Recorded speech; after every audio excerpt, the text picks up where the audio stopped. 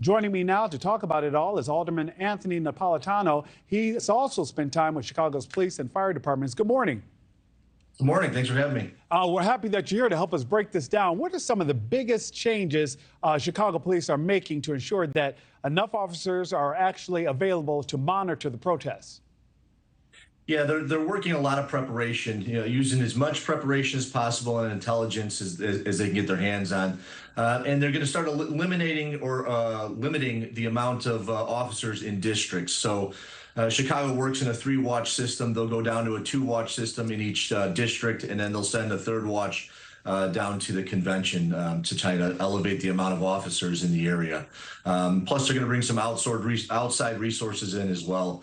We're going to need as much help as we could possibly get. We're working with a skeleton crew of officers. We've lost so many over the years, we can't keep up with the rate of attrition that we're going to need as much help as we can in the city the upcoming week. But Mr. Napolitano, you are familiar with both of these departments intimately. Friends of yours are still in service right now. Based on your experience, do you think Chicago is ready?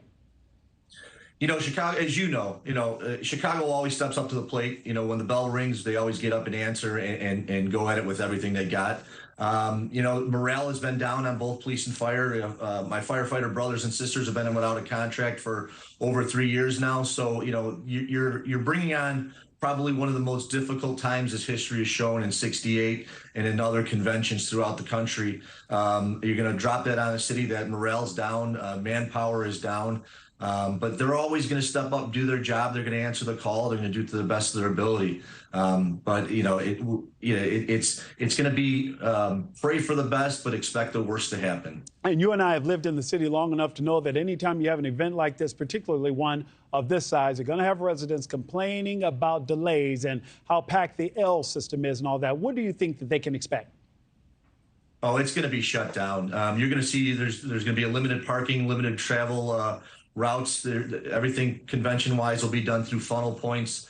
So you'll see fencing that's gone up already. Your travel time is going to be changed completely. If you can work from home, work from home. If you can stay completely away from the area, I would do it, because you have to expect the protesting that's going to come with it too. So not only convention-wise, the celebration of the convention, it's the protesting and the unsafe area that comes with it as well. We expect that this is going to get a little bit out of hand. Yeah, you talked about the protesting, but we don't want to see protesting like we did in 1968 when your father was actually still serving with the Chicago Police Department. Your brother was involved in the '96 convention. What can the department learn from veterans like them? Just to change the way that you go at it. You have to take your past history and look at, we didn't have as much intelligence back then as we do now. A lot of these protesters and people that are coming here to loot and to riot and that are paid to come here to protest use a lot of the internet, and we're using that intelligence to get onto that, find out where they're going, and get ahead of these problems that they didn't have in '68 and in '96 as well. Our police department is incredible. I mean, the way that they react to situations and mitigate problems is top notch, best in the country.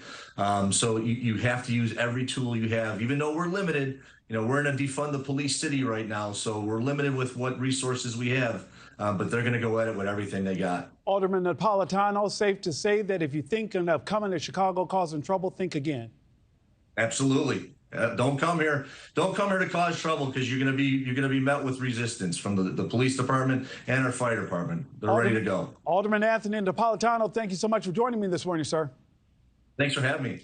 Thanks for watching, everybody. Go to joinnn.com to find NewsNation on your television provider. Also, don't forget to click that red subscribe button below to get more of NewsNation's fact-driven, unbiased coverage.